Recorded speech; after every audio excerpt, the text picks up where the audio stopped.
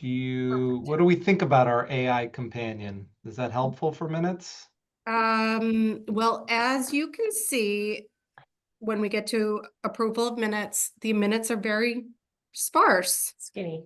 Because it's recorded. So I think the AI companion is interesting, but I have not tried to modify, as you said, there are things that aren't quite right. I think it's an interesting technology and I think it'll probably get there. And I love it because I love the idea of not having to take minutes, but what we're doing now is so sparse that we'll do that. But anyway, so I'm going to get started with introductions. I'll start in person and then we'll go to remote. So Gretchen Young representing the city of Rochester. And I'm a voting member of MAM, so I'll say that. Go ahead. Dennis Messier, representing town of South Berwick Sewer District. And I'm excited to report that just this morning, South Berwick did file or send in their signed paperwork. So there's still some stuff to work through with that, but they are officially part of the MAM, or at least close. Multi-state, you got it. All right, go ahead, Jamie. I'm Jamie Gould, not a voting member, but representing University of Kansas.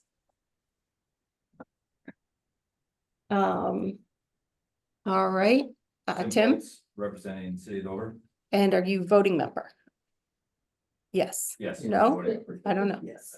Well, you got John here too, so that's up to you. All right, Suzanne. Suzanne Woodland, City of Portsmouth voting member. Okay, I'm gonna go in the order that I see it on our screen. So Jamie McCarty. Hi, I'm Jamie McCarty, City of Portsmouth, not a voting member. Thank you. Melissa Paley. I'm Melissa Paley, representing Conservation Law Foundation, not a voting member. Great. Jay Wheeler. I'm representing Berwick Main Sewer District, and hopefully our paperwork has arrived as well. Yes, it has. Yes, We that's can great. talk about it under other business. Yeah, we'll discuss that under business. We'll leave you as not a voting member for today. I don't think it'll make a big difference because we're just doing the adaptive management, but that's great. Thank you for getting that in.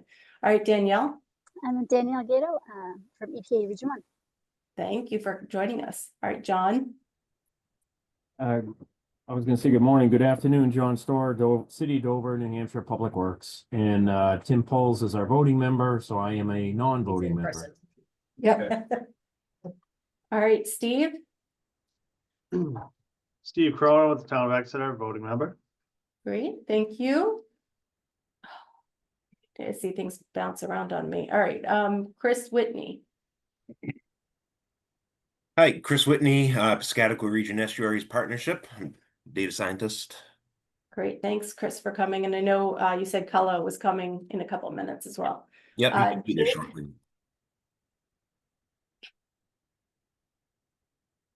Jake Roger.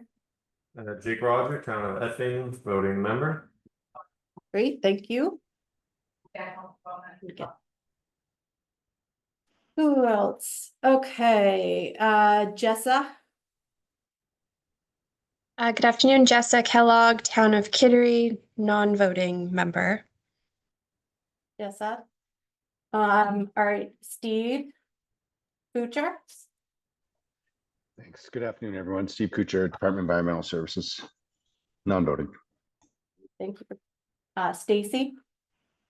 Hi, Stacy Villanueva, Brown and Caldwell, technical advisor, non-member, non-voting. Great. Thank you. All right, I've got Christy. Good afternoon, Christy Rabaska, Integrated Environmental, representing or helping out Berwick Sewer District and South Berwick Sewer District, non-voting. Great. Christy, thank you for helping getting the paperwork in. I'm sure you were part of that. All right, Ariel. Ariel, excuse me, Ariel Wright, Newington Wastewater voting member.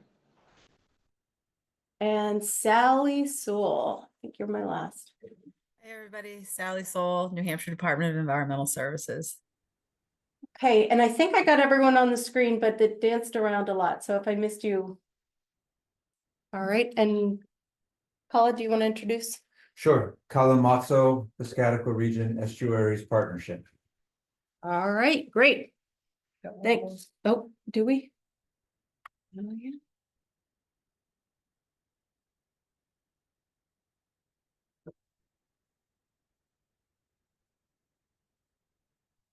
Brianna, you're right in time to introduce yourself if you'd like to.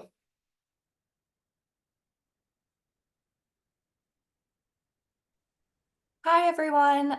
So sorry, I'm a couple minutes late. You're My good. name is Brianna Group, and I'm the Great Bay Program Manager with the Nature Conservancy in New Hampshire.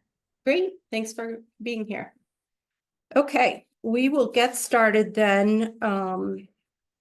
The next is approval of the August 14th minutes. Motion to approve the August 14th minutes. All right, I have a motion. Do I have a second? Second. Second. All right, any discussion? Great. All those in favor, and I think we need to do roll call. So we'll do in room first. Gretchen Young, yes. Tim Foltz, yes. Yes. Suzanne, yes. Steve Cronin, Yes. Ariel Wright, Yes. and is Jake Roger here? Yes. Oh, great. Okay, that's unanimous. We'll move on to the adaptive management plan. I'm hoping folks had a chance to review it. I will go through one catch that Suzanne caught going into today. She pointed out that there was a discrepancy between the amount of funding that we've put towards research in the opening paragraphs. In paragraph 3 under adaptive management update, I had written that there was $1,902,321 towards this joint research. And then when you get into monitoring and ambient water quality in the Great Bay, it says the communities have donated $1,795,500 towards the work. And I will tell you that the discrepancy, I had added up the total that we had put towards it based on the spreadsheets that I had, and had come up with a larger number and received the other number, the 1,795,000 from Kala from PrEP.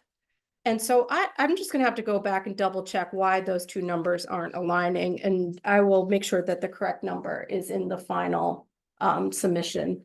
But I think the point is that we have done closing in on $2 million worth of this research, plus another $1 million from congressionally directed spending, and also participated in other grant programs. So it's, it's really been pretty sizable over the last 5 years, but I will make that correction ahead of the final submission. And then I believe that right after I sent this out, Daniel McAdam from PTAP reached out and mentioned that there were some corrections that they had to make in the PTAP numbers. Folks have probably seen the corrected ones because a lot of people have been talking about them as part of the MS4 submission as well. But I will make sure that the most current PTAP numbers are submitted in our appendices. And then I am going to ask each community to go over your individual plans, but before we do that, I'm hoping anyone else have any comments or items that you'd like to discuss.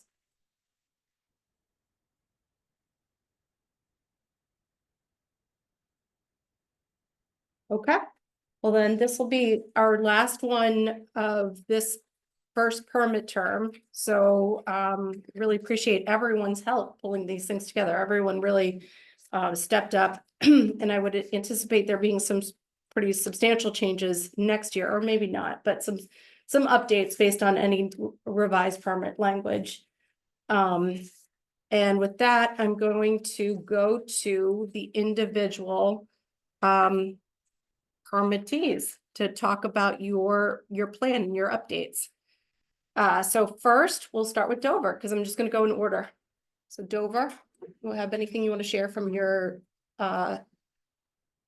individual plan? And your John Storer said that Tim will be there to discuss the updates. I believe I got an email. You want me to open it? for you? Yeah, Tim, did I let you know you gotta provide our Yeah. update? Yeah, because remember filling it out here. I can open it for you if you'd like. Let's see.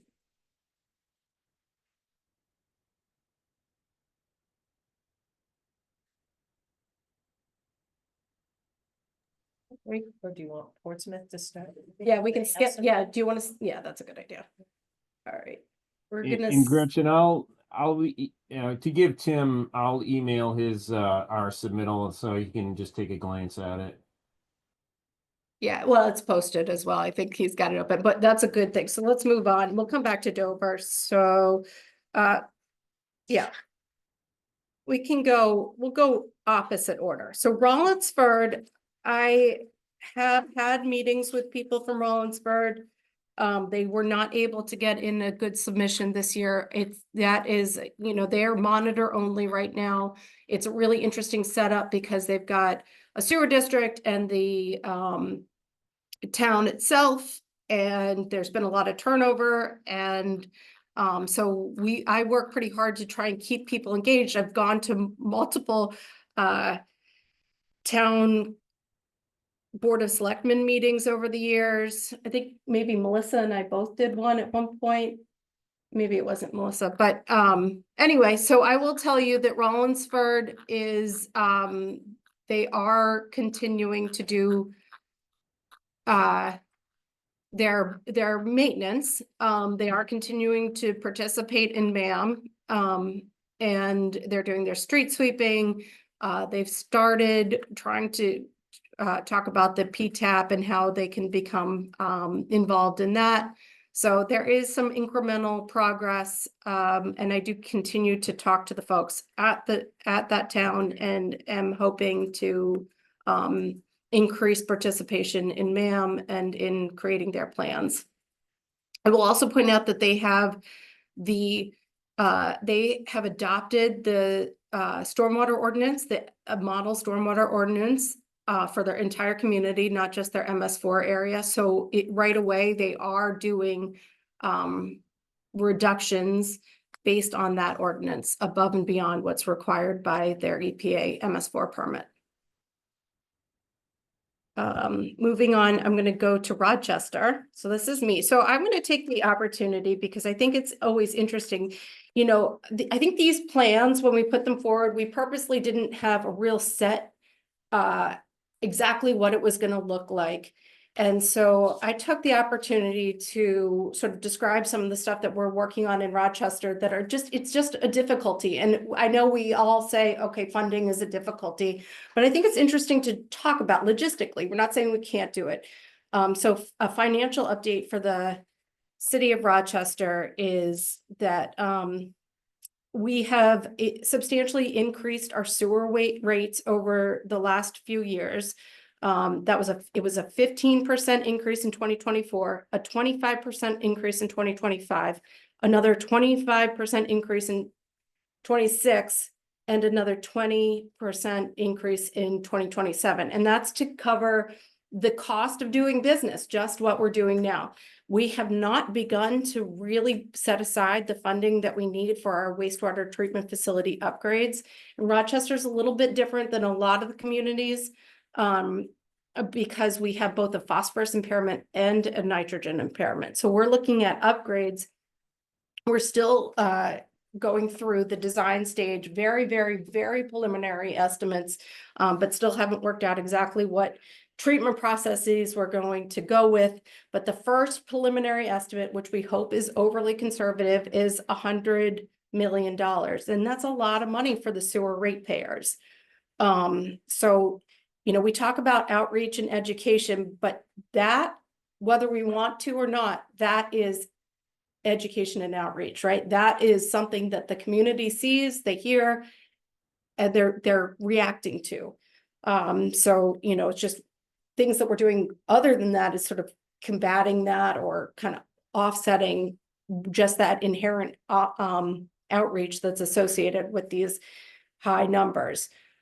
In addition, and more immediate, is we had an audit, and the financial auditors are requiring that both the water and the sewer enterprise fund hold $5 million of unspended, undesignated funds, which we hadn't been doing in the past. So we're going to have to build that up in this fiscal year. So that just some of the rates that we thought were going to be usable for projects that we're working on, we'll have to just go towards that. Now, that's not a big deal, but it's just something that we're facing. And then I also point out that the current household income, median income in Rochester is $80,000 a year. And we're proud to say that that's up 10%. Oh, excuse me, sorry. 8.5% of the city residents are below poverty limit. And that's better than 10% of residents below poverty limit in 2022. So just to say that this is a community that really does see, real poverty. The total assessed property value in the city is $5 billion, which has risen over recent years, similar to most communities in the Great Bay. So I think we're all seeing our property values go up.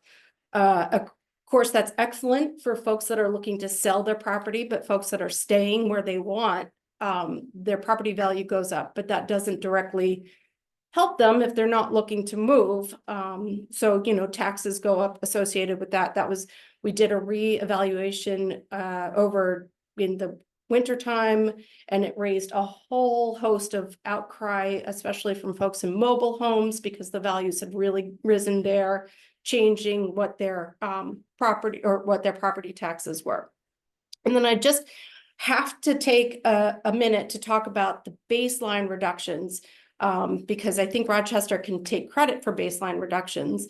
So when you go through creating a TMDL and working with the EPA, and this is before I was in Rochester, but the EPA had designated a 24.35% TN reduction due to the Rochester's proximity to the Great Bay because of natural attenuation. And it actually says, quote, this attenuation is predicated on the idea that some degree of nitrogen removal to permanent uptake denitrification occurs in the river. And that's true. Unfortunately, our discharge permit does not have the benefit of, an increase of 24.35 from our TN limit at the wastewater discharge. And I understand that EPA has their reasons for it.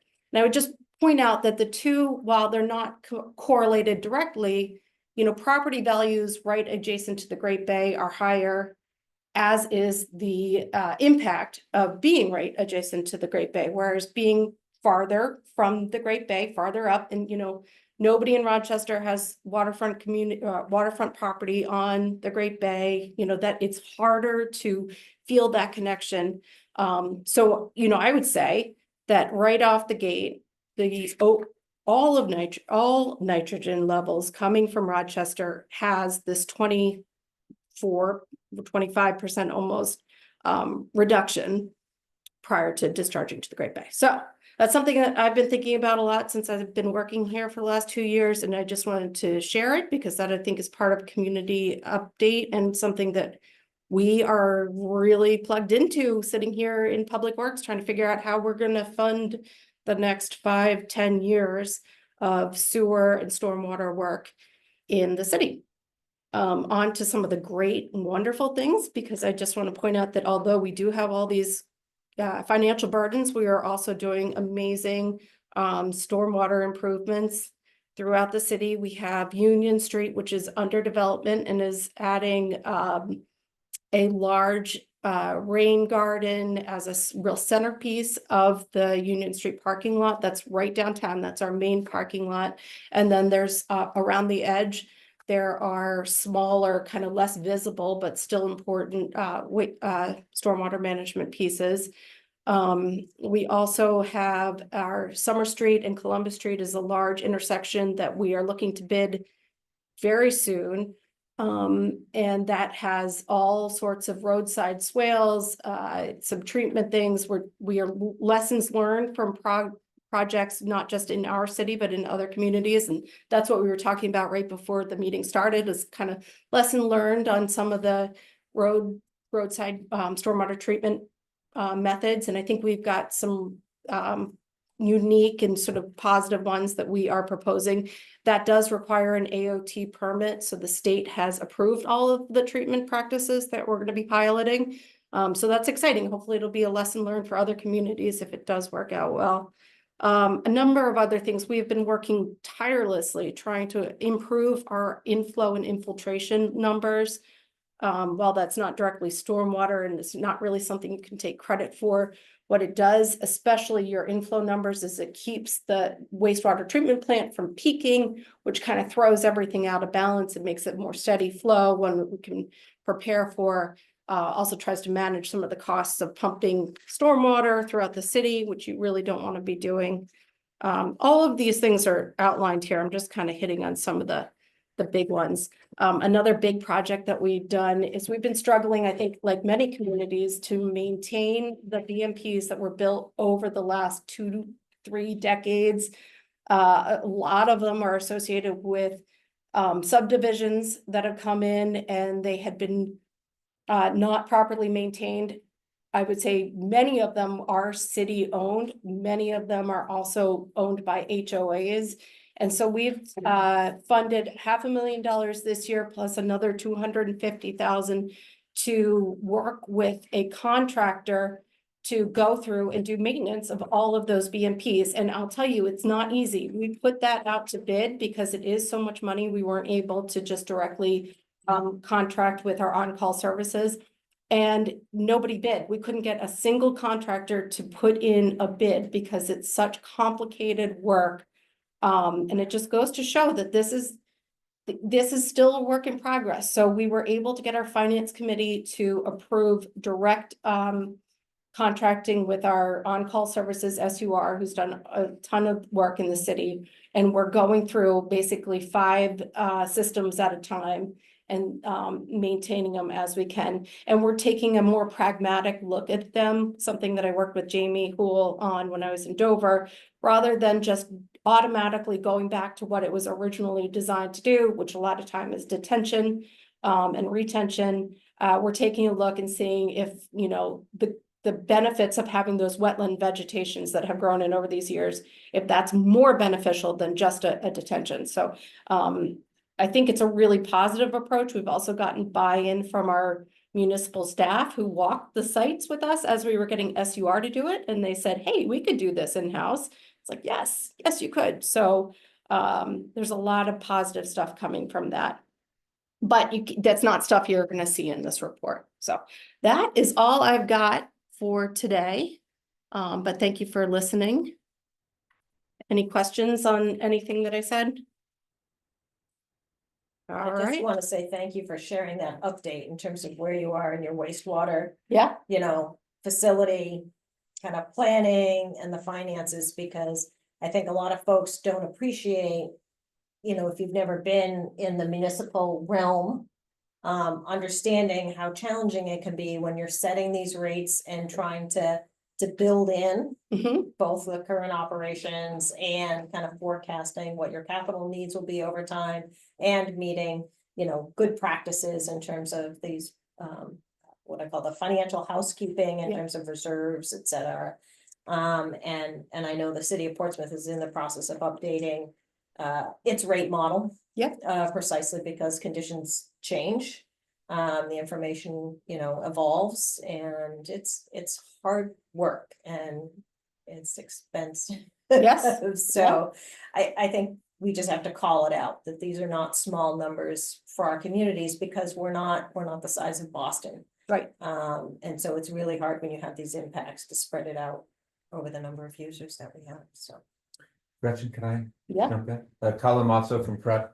I also really appreciated your update. And on the issue of stormwater, you probably know that Prep has talked to a lot of you about how can we provide resources to the towns that they can customize Mhm, to help work with their publics around stormwater. mhm. So it won't be a Prep thing, it'll be a City of Rochester thing or City of Portsmouth thing, because it's customizable communications Mhm. tools.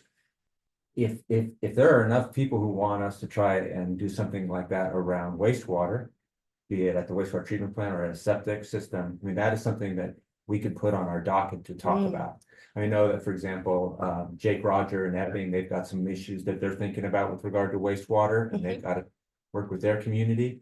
So let's just talk about that. Yeah, sure. If that's something, especially with the stormwater toolkit will come out in a month and you'll find out, is it good or not? I think it's gonna be really good. Yeah. But if we could do that for other issues, we'd like to at least think about it. Sounds good. I'll tell you, we still have a DES funded grant. And it's listed in here, and it was originally primarily focused on stormwater utility. We've done that. We've presented to the committee or to the city council. There was not a lot of buy-in on what is stormwater utility. I'm pursuing a stormwater utility, but they brought to light a lot of question of like, what is stormwater? So we extended our grant to really do outreach around what is stormwater. We had some additional funding, so we are tailoring our messaging to mostly either HOAs, subdivision areas, or commercial users on educating them and tailoring it to that site. So we've got funding for the person to come in and explain to the property owner what it is that they got approved 25 years ago and probably never read.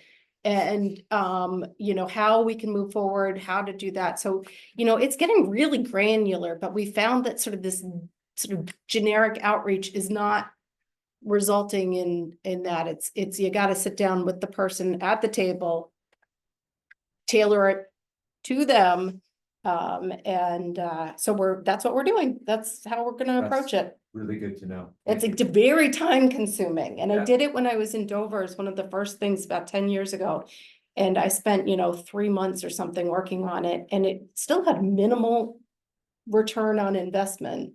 And I'm sure Tim is doing it as well, but it's hard. It's hard work. Chesapeake has been trying to develop credit removals associated with outreach and education, and they've been unable to do it for over a decade. And you gotta wonder though, sometimes outreach and education is good, but a lot of times it's like, I don't know, you gotta tailor the message to be right there with, and we're increasing your sewer bill 75% over the next, decade or whatever, 3 years.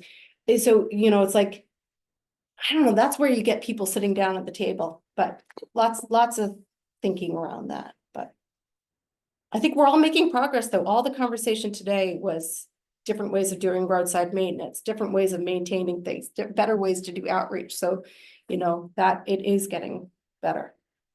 Yes. I had a brief question. I don't want to stretch this out too long, but Rochester has probably been one of the best communities in entering into PTAP when you have over 70 existing structural controls that have been entered into PTAP. Probably a leader throughout the MAM communities, but I was wondering, are there any lessons learned? Have those entered into your asset management system? And if so, are there lessons learned from that approach? Yes.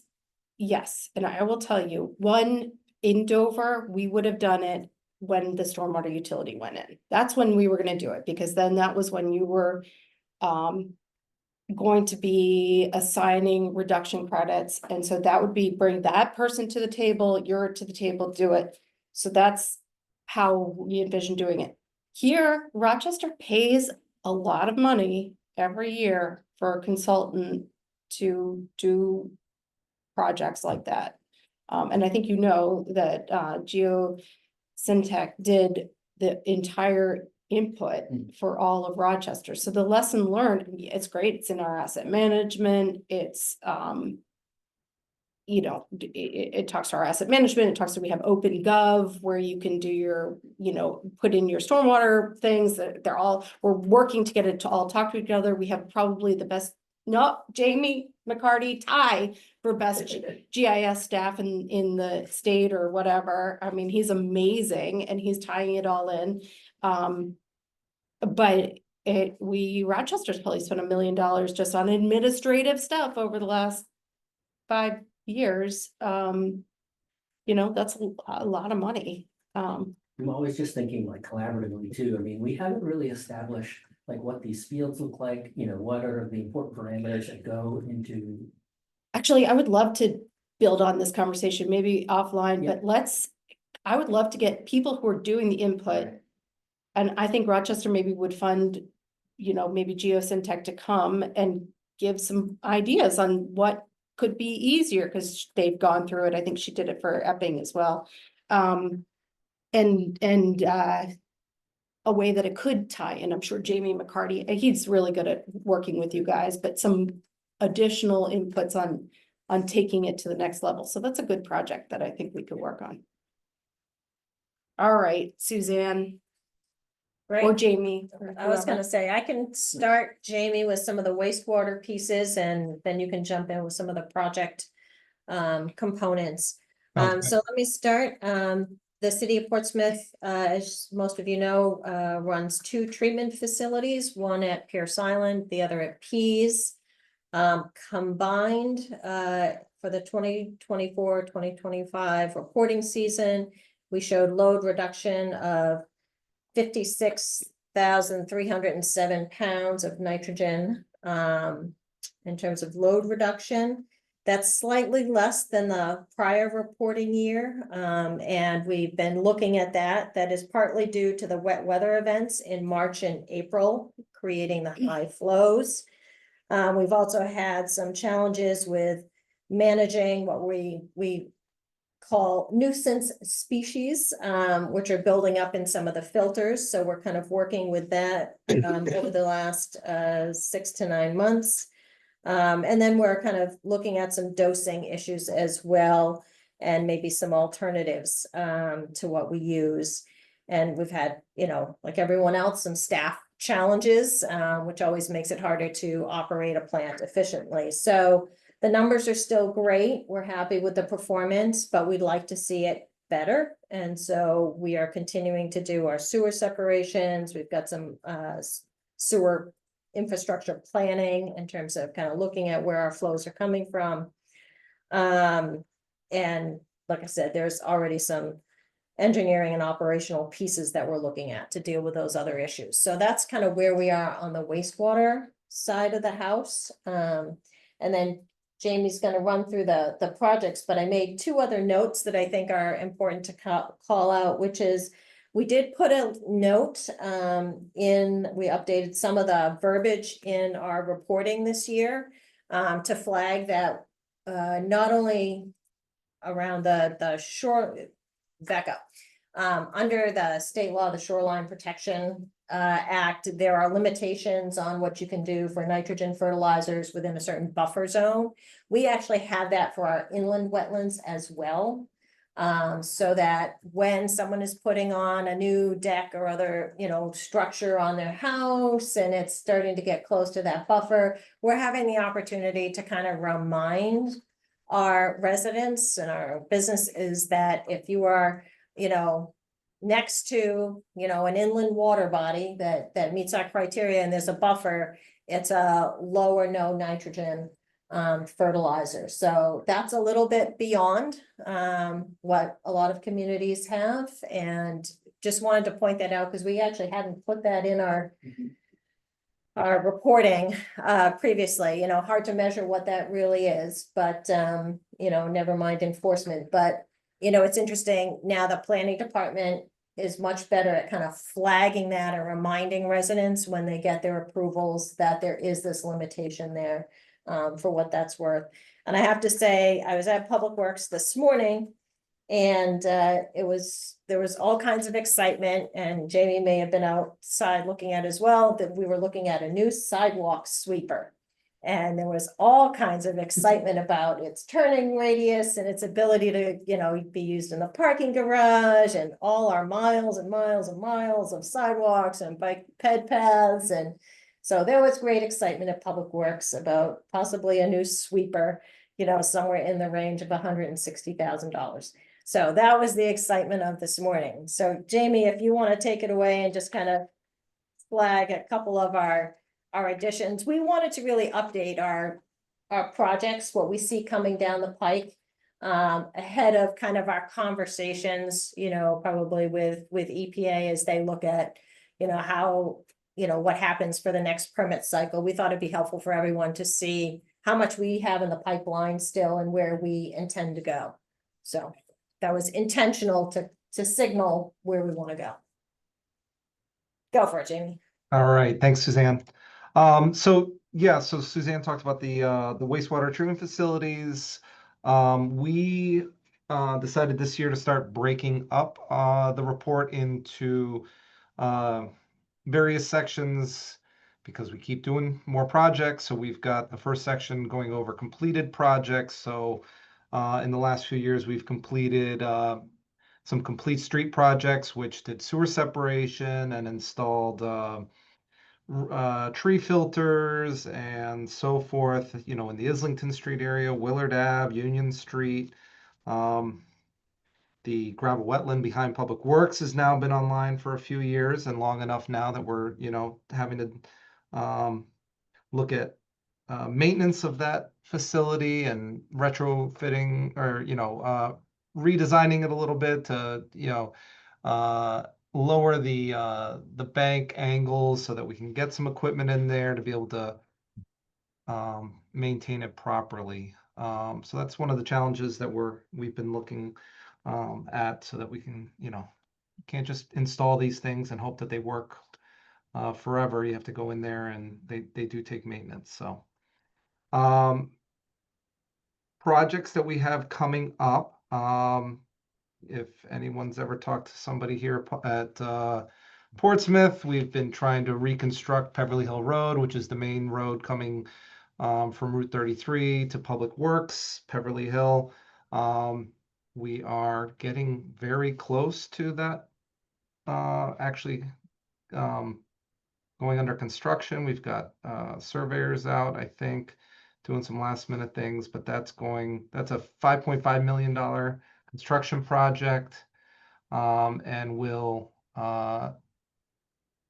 put some gravel wetlands in that will treat 17 acres of area.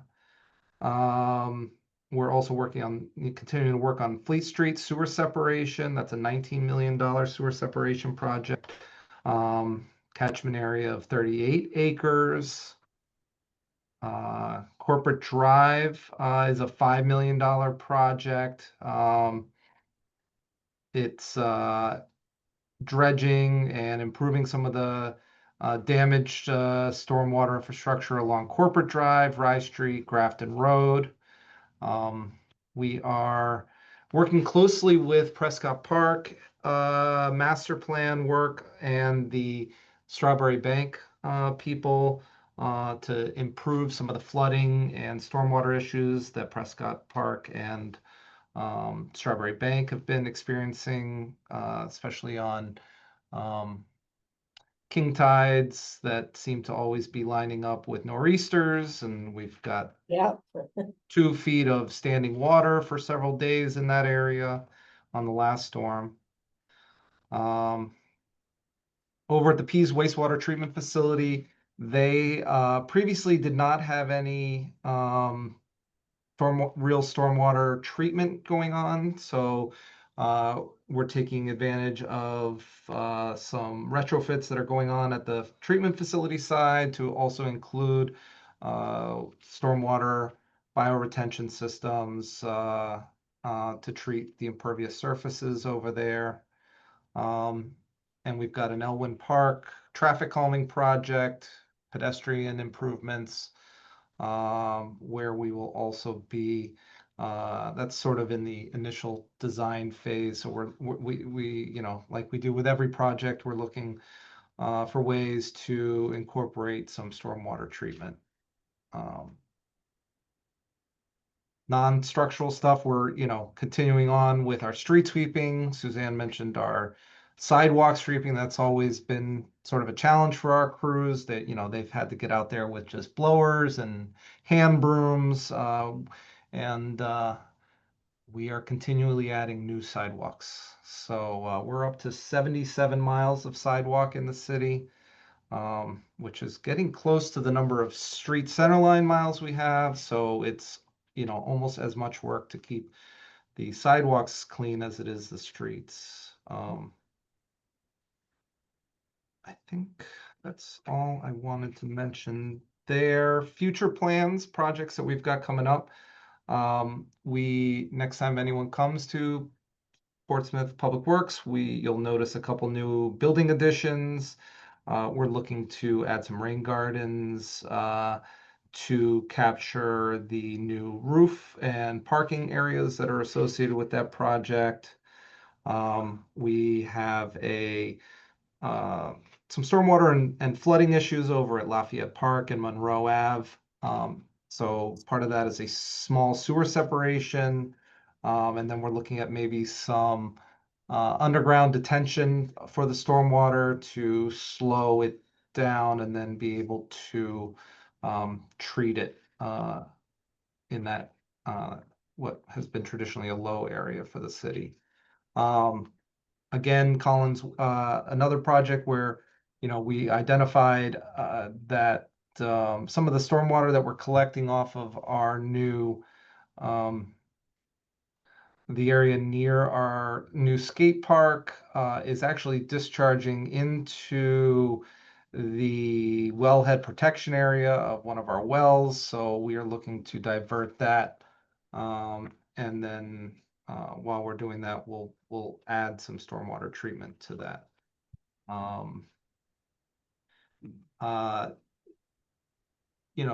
Last meeting there was some mention of how our PTAP numbers have really are pretty impressive this year.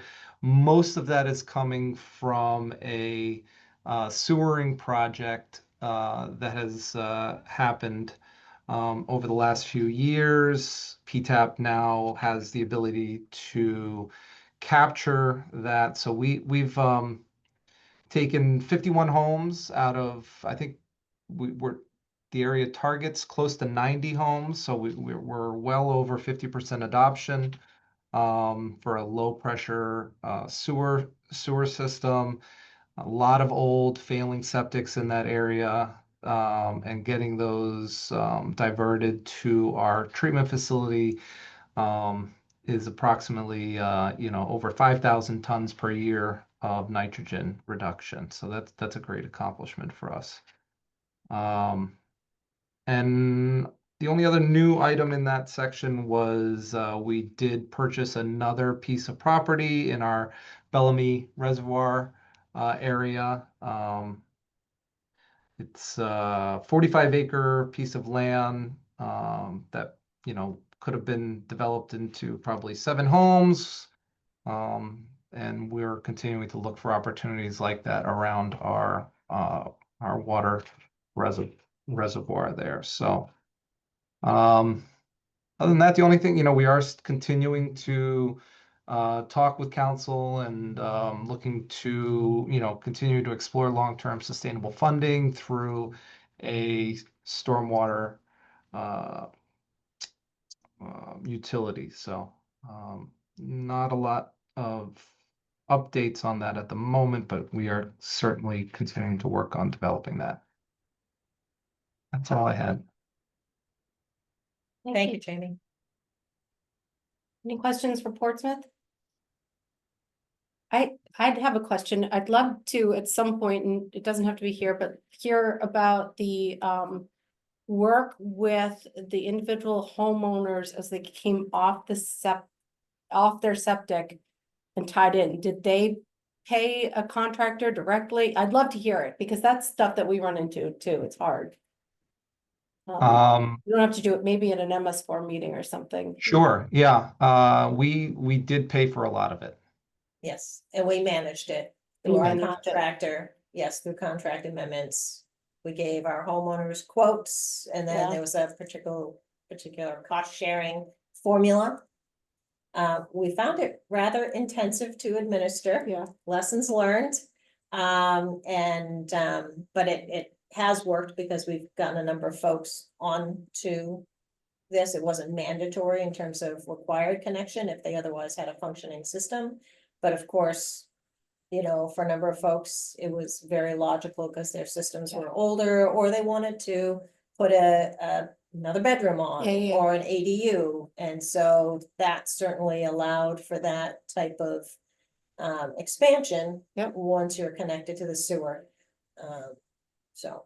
And obviously we've left stubs for, you know, all the remaining, so that we can continue to. Do you find that you're getting called back to do, because I assume they now own, the homeowner now owns the unit. Correct. That's And correct. are you getting called back?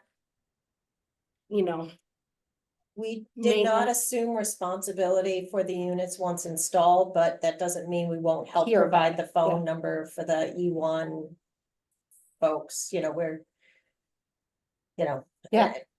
trying to make sure they have the services that they need. I know we have, Jamie, I think, talked about whether to do some other arrangement to make it easier for homeowners to get service over time, but traditionally we have not. We've just helped them know who to call if there's an issue. Yeah, Gretchen, if you want to throw that on to Seacoast. yeah, I'd love to, because I've got other questions like, do you get calls about somebody's basement was never this wet before? Yeah. That's what I Yeah, was- I'd be happy and- to, Yeah. you know, invite Zach Cronin, who's Oh. our city engineer who managed that project to talk to, because he's in the office next to me, so I do happen to hear some of the phone calls that come in regards to that project, but he'd be able to speak to it much better. Great, thank you. There's a question from Melissa. Great, a question from Melissa.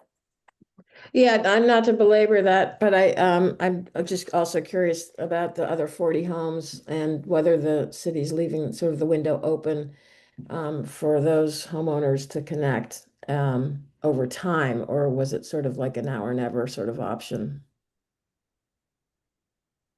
I believe, Melissa, that there is still funding available for this fiscal year to help support that. We did kind of give them a window, but I think this may be the last year. Now, it doesn't mean you can't connect. It's just the financial incentive Right. goes away unless, you know, there's a different decision as part of the budget process to keep some monies in there. And we may not even have tapped out everything that we already have appropriated. I don't know. We could get you that information though. Thanks. Yeah. Yeah. All right, thank you, Portsmouth. Any more questions for Portsmouth? Thank you. Great, Newington. Ariel.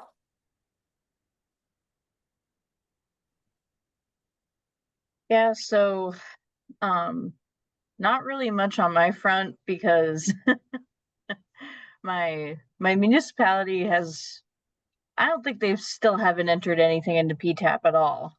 Is that true? Nothing from Newington, yeah. So it's been difficult trying to get them to do anything. So I can at least talk about the treatment aspect of it. Well, so before you get into that, I also reach out a lot and give updates and prodding, and I believe I might have a phone call with one of the Newington folks at some point. But I will tell you, Newington is not an MS4. They have adopted, I don't know how it happened, but they have adopted the model ordinance, which has nutrient reduction for any redevelopment. And they are, as we know, if you read the newspaper, they are redeveloping. Newington is redeveloping. So, and that stuff is happening. So whether it's in PTAP or not, I do know that those, by virtue of just the way that it's unfolding, there are reductions occurring as part of that. So that's what I have to say. So go ahead. On the on the treatment end, as far as nitrogen goes, I mean, we're I need to bring it up. I should have brought it up already. Hold on one sec.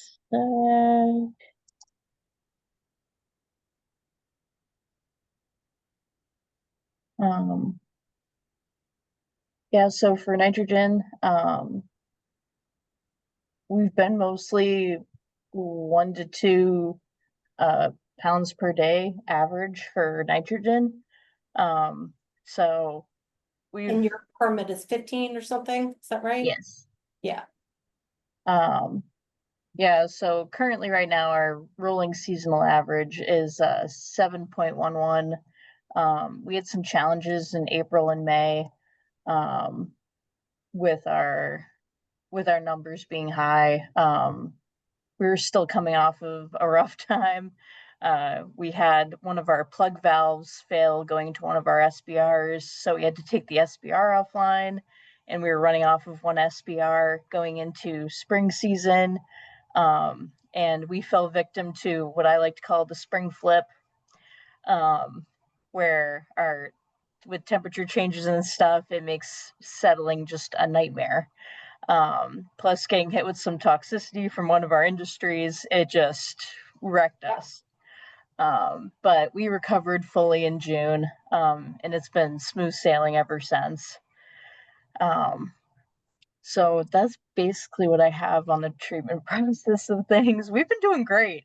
Yeah, it's great. But I don't have much else, unfortunately. Right, any questions for Newington? I would say for advocacy or if people are interested, I mean, Newington is looking at redeveloping that whole area. I think I have nothing to do with it, but it lends itself to some pretty easy nutrient reduction, stormwater management, so. But again, I have nothing to do with that, but. Cool, thank you, Newington. Then on to Milton, oh, Melissa, sorry. Well, it just raises that question of how to bring the municipality along, since all of this, I mean, obviously Ariel's doing a great job at the wastewater facility, but yeah, what other avenues might you suggest for trying to get decision makers and town managers more engaged?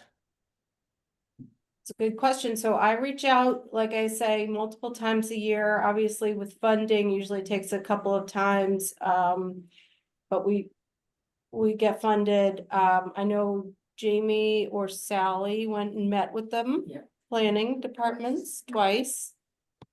I offline know somebody that's an alternate on the planning board and have pressured that person, but I know them, separately. So there is some stuff, The same. I mean, they're very small, like, again, you get, let's talk about our bang for our buck, the numbers that Newington, 15 pounds per day, right? Like the amount that is being contributed from these areas so that's why, you put a lot of effort into the Portsmouth, Rochester areas like that, and maybe less effort into the much smaller loads, but I agree. I don't know, Melissa, if you have any avenues, I wouldn't want to give you direction, but maybe participating in some of the planning board meetings and things like that could be useful. Yeah, I mean, the paradox, of course, is that the wastewater facility is small, but the amount of impervious surface in the community is enormous, right? For sure.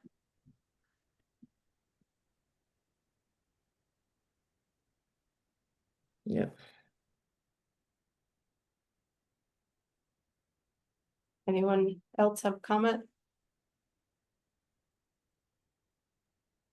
I would just say, when I got to Epping, no one was really aware of the situation. So they signed the Great Bay Total Nitrogen Permit, which says, yeah, we will voluntarily reduce. And then nothing happened and they didn't really know it existed. So maybe a gentle reminder, you agreed to this and now you have to do it. Yeah. I would say, I mean, those smaller communities. Like I said, I've gone to town meetings and things like that, and there's turnover and stuff gets. I would say the planning contact is probably the most logical one. Because, I think the developer is familiar with, the typical requirements for Would agree. stormwater, and may even be familiar with PTAP from having done projects in other communities where that information has to get recorded. So it may be just an updated conversation with the planning department.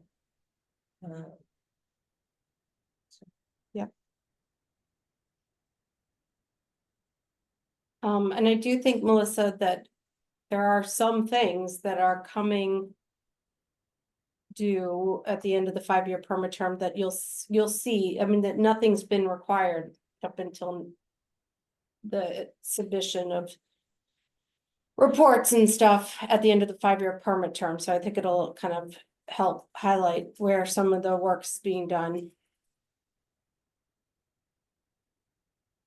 But Newington is participating financially at a prorated based on their load to all of the research that's being done and all of the adaptive management writing and all of the other things that MAMPS and PTAP. They're participating in funding PTAP at a, prorated. So there is something, but they aren't, I would agree, not actively participating. So. Okay, on to Milton. And unfortunately, I do not see our Milton rep, but so this is a community that has done a couple of different things, and I got a good update from their current town administrator. That's right. That is correct. That's what I said. That's the person that is their town administrator. And so their update, he wrote it, I think they're doing a lot of really good positive things in Milton. So I didn't really talk about what to put in there, but they're doing a lot of stuff with the Regional Planning Commission. I believe they're probably doing a fair amount of phosphorus work, but that's okay because it still comes into stormwater. And I know they're making some real decisions about how they want to move forward with their wastewater treatment facility. It's, working with the town to figure out financing, I think is really what they're coming down to. But there's some options that they need to weigh out the pros and cons, one of which might be connecting through Rochester. There are certainly some hurdles that they would need to jump in order to do that because it's really quite far. So it would be adding a substantial load through an area that isn't really designed for that load. So there are some pieces, but that's a possibility, or, possibilities to do it in-house. And there's a lot of logistical pieces to joining another community, not the least of which is, rate increases and things like that need to happen. So things that would need to work through there, but they're doing quite a bit of asset management, ArcGIS.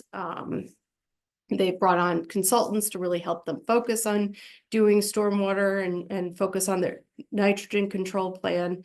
So there's a lot of positive stuff happening in Milton right now. And, I'm sorry. All right, Jake, you're up to talk about Epping. All right, just an update kind of on point source like you did. We have to go to voters for bond approvals, not a city council, which can make it a little tougher. So this March, we're going to the voters for a wastewater treatment facility upgrade around $25 million. So right now we're in the final design and engineering of that. That's taken up most of our attention. That's also like Rochester, you mentioned phosphorus and nitrogen, which is why we have membrane treatment, which isn't too common around here.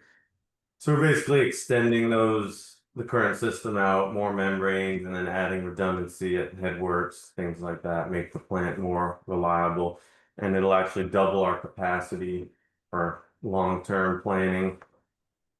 We're not MS4. I just figured I'd mention that because you had brought it up. Oh, and I was gonna mention, rates were mentioned. We are fully funding that through taxation, through property taxes rather than through users. So the idea is the town funds the plant, the town owns all the assets, and then ratepayers just kind of pay for operations and keep things running and put away reserves. But that I know is pretty uncommon right now, but it's getting tougher and tougher to keep those rates reasonable. We're also addressing I&I. We lined about 1,200 feet of pipe and lined 5 maintenance holes along the river, hoping to reduce I&I. That was around $75,000.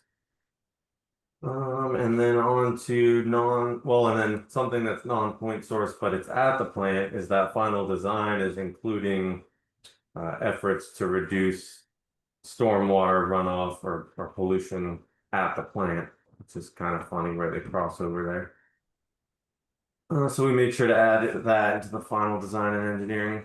We applied for a lot of Clean Water State Revolving Fund funding. I originally budgeted $100,000 for this year for all this adaptive management. And unfortunately, we went to a default budget. So we're an SB2 community. So again, voters have to approve the budget. If they don't, you go to default, and that amount was only $10,000. We managed to squeeze out a little more in other places. We ended up spending around $40,000.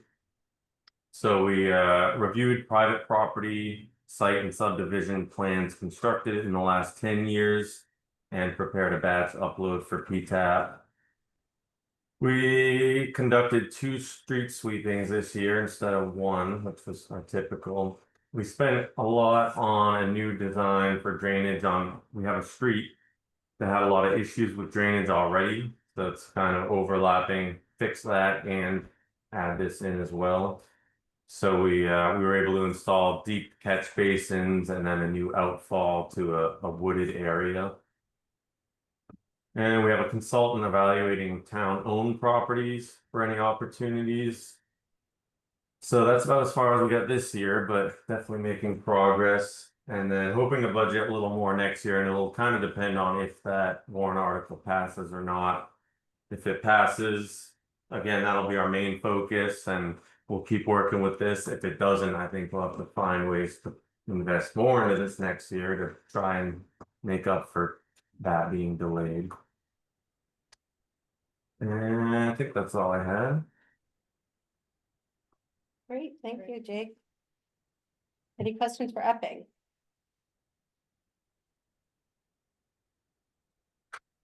Yeah, I mean, you guys have made huge strides in the last couple of years. It's great. So good work.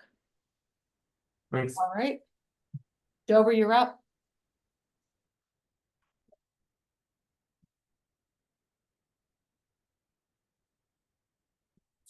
Tiffany Road.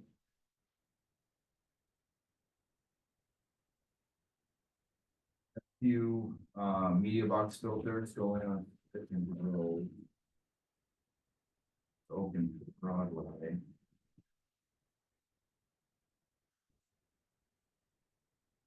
Yeah, what is a mess? It's a very dusty mess. Just when I wash my car, I gotta. Yeah.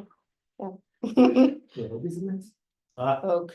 Yeah, we just did a Broadway and Oak. I was at my second home, which is Dover Pediatrics. 2030 street sweeping. Let's make sure they can hear. Working with Woodard and Kern on that one, and Stormwater Center. Just quantifying the amount of leaves that we can pick up from curb to curb. A lot of the work has gone into generating a model that gives us dense canopy cover. And that way we can target the roads that have dense canopy cover along with curbing that kind of detail or I guess it recommends what streets we're gonna sweep. Leaf litter management, the city contracts with Waste Management to go out every fall for about 6 weeks and picking up curbside leaf litter collection. We also have the Dover transfer station where residents can drop off leaves and yard waste year round. Catch basin cleaning, they did once half of the system again this year, 1,546 catch basins. Do half each year, so understanding it.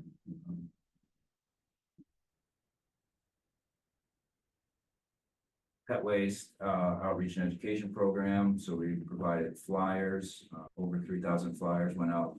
We coupled it with the dog licensing notifications. So those go out, I believe it was March.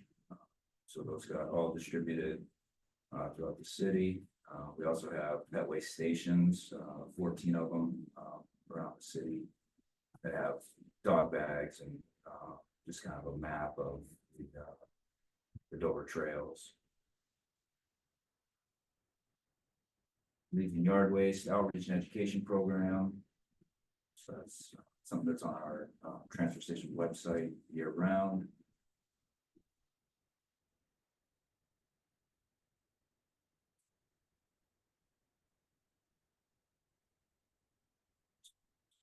So I guess that's about it. We have others in here, but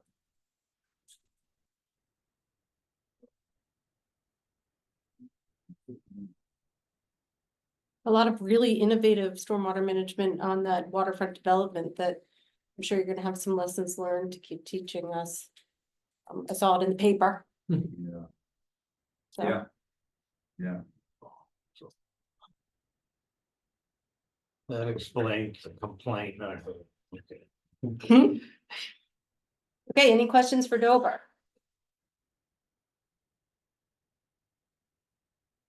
All right, and Exeter submits separately, but Steve, if you'd like to, feel free to share some updates on what you all have been working on. Sure. Yeah, I think it's no secret that we're continuing to struggle from a personnel standpoint here. Our engineering staff, which usually spearheads all of our adaptive management activities, has been more or less decimated. So we were hopeful that this year we'd be able to contribute, but I think it's more likely next year that we're going to be able to submit. That being said, there's a number of things that we're working on in terms of infrastructure projects that are geared at stormwater management as well as reducing I&I. We're going to be awarding a contract here shortly for the West Side Drive project. We're working on design for a couple other projects here, the School Street area reconstruction project. We're in very preliminary stormwater design for Water Street project, and we're wrapping up design for our High Street cross-country sewer project. So we have a lot of projects, as I said, kind of in the design stages that are going to have sort of meaningful impacts, I think, in the next couple of years. So we're looking forward to including those in our future submissions. So I think for us, we're just hopeful that we can get the staff we need here on board to help us take some additional strides. We did get a Clean Water SRF loan with a planning component. So we are going to be hopefully replacing our sweeper this year and starting the development of a clean sweep programs. We have a number of wastewater projects that are coming forward as well. So we're going to be looking at those, seeing how they're going to impact both our plant and our permit, and trying to find ways through our industrial pretreatment permits to help us kind of mitigate some of that growth that we're seeing here. I think that's about it. Great, thank you. Okay, I think that wraps up our adaptive management discussion. Does anyone have any questions or things you'd like to talk about before we put it to a vote? All right, seeing none, then I would entertain a vote to submit with the revisions as discussed. Move to submit with a minor typographical corrections. Great. Second. Second. All right, great. Then I will go roll call votes. So Rochester, yes. I'm so used to you being, all right, Dover, Yes. Tim, yes. All right, Suzanne Suzanne, Portsmouth, yes. yes. All right, Jake, Yes. Ariel Wright in Newington, Yes. and Steve Cronin. Yes. Oh, yeah, big one. All right, great. Thank you. Then that's unanimous and I will submit that. And the final draft will be posted on the City of Portsmouth, the municipal, the MAM website.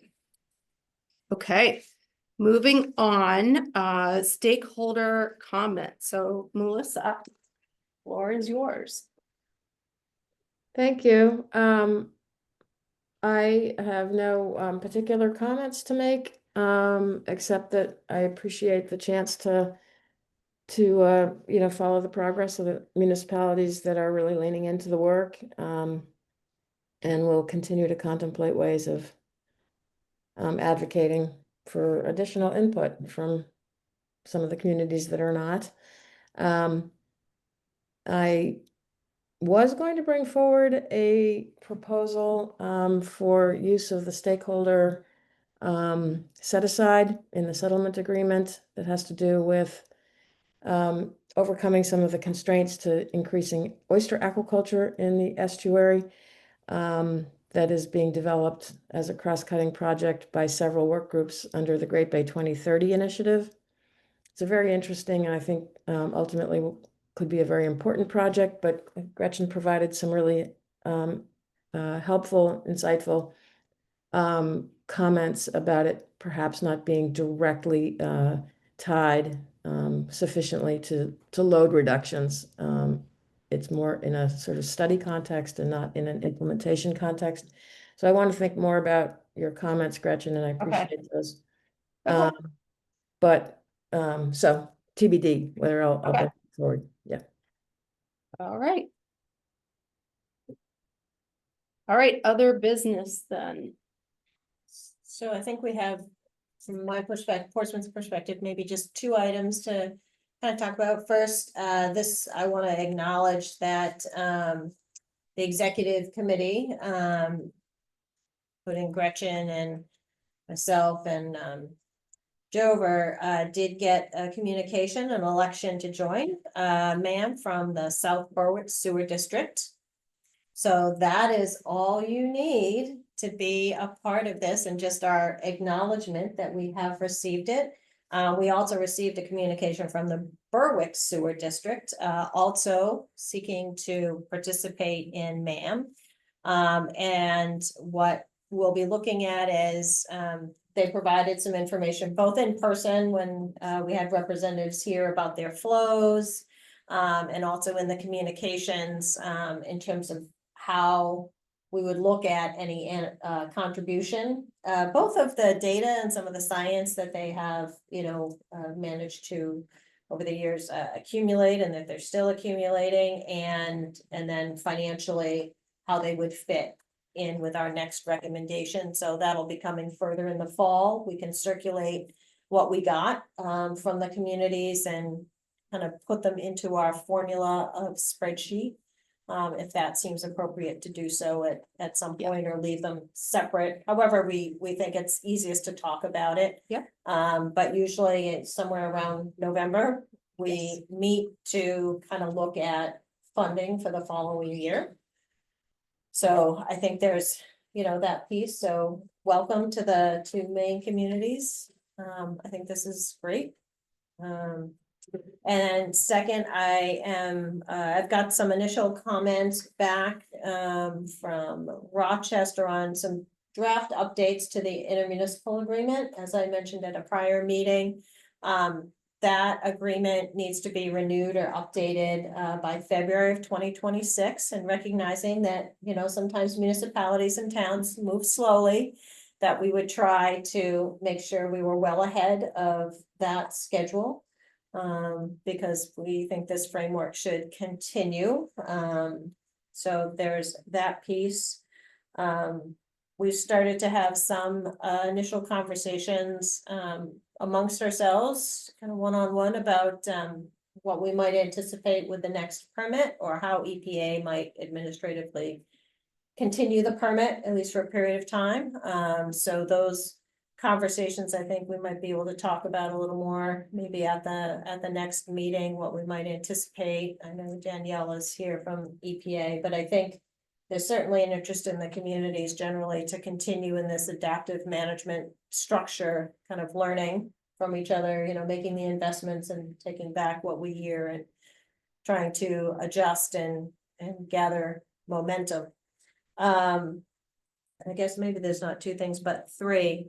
I think it would be useful, and if it's not here, maybe it's at your stormwater meeting, to talk a little bit about what we're learning about maintenance, and you know, what seems to have worked well, what would work better if we made slight adjustments.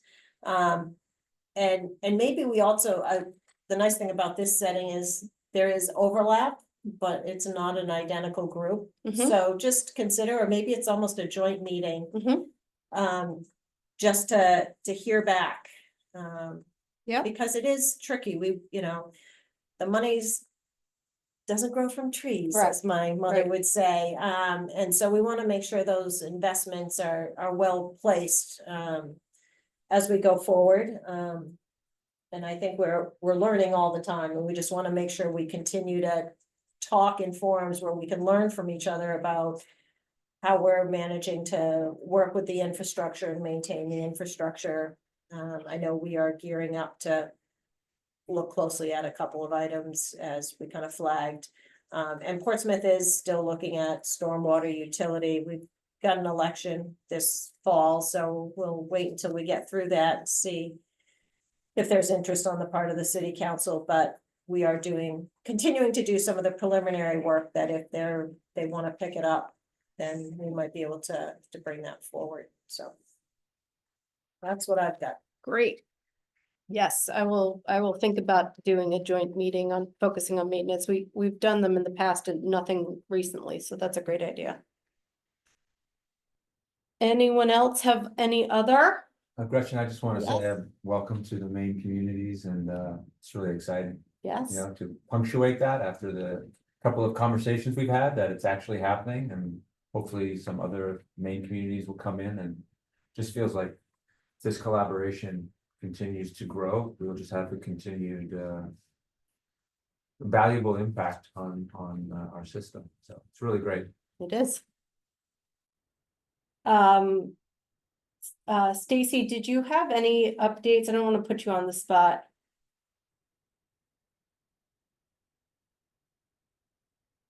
That's okay. I'm not gonna, oh, sorry, Sorry, Stacy. I couldn't find my mute button. Yep. I don't have any particular updates. Okay, that's fine. Here, okay. Thank you. Okay, and Christy, I saw you put your camera on. Okay, all right, then, we'll go ahead to move, scheduling our next meeting. That's gonna be our budget discussion.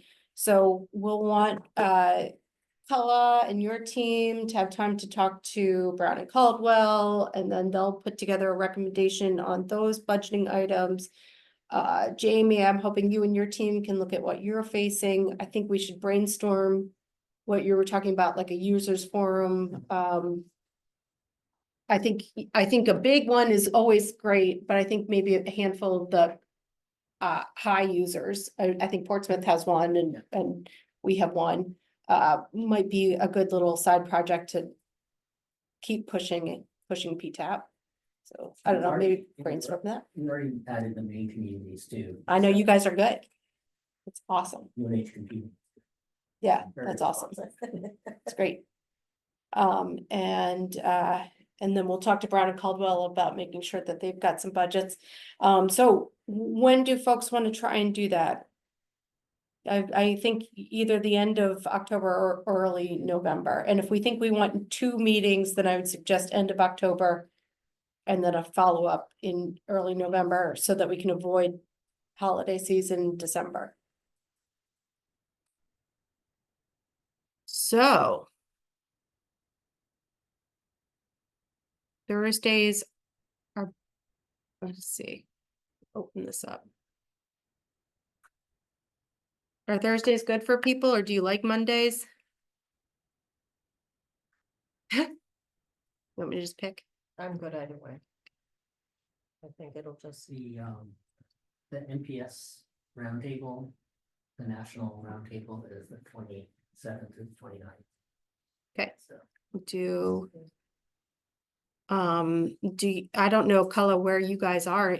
Are you gonna be able to put something together if we did like the 23rd?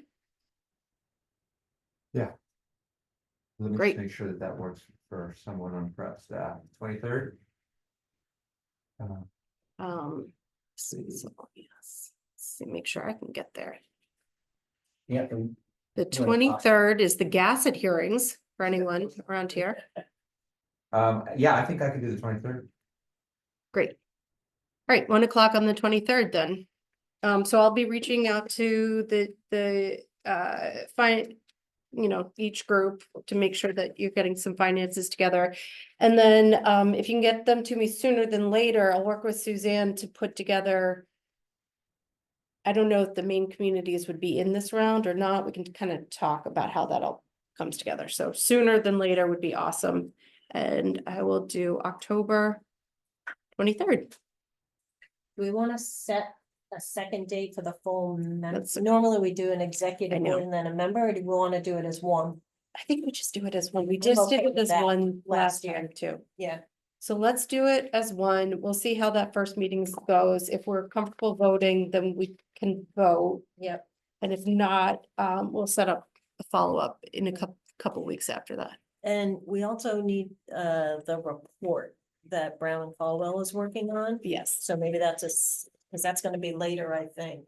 Yes. Yeah, I'll follow up with, Stacy, I haven't actually touched base with you guys, but we can figure out when you might want to bring that to a little further, but that's fine.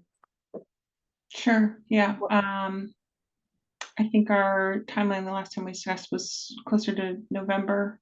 Yep. Late November, but yeah, we should touch base and figure out next steps. Sounds good. Thank you. Okay, then with that, I'll motion to adjourn. So moved. And then I don't think we have to take a roll call, do we? All right. Thank you, everyone. Great job. Thank you. Yeah. Take care. So,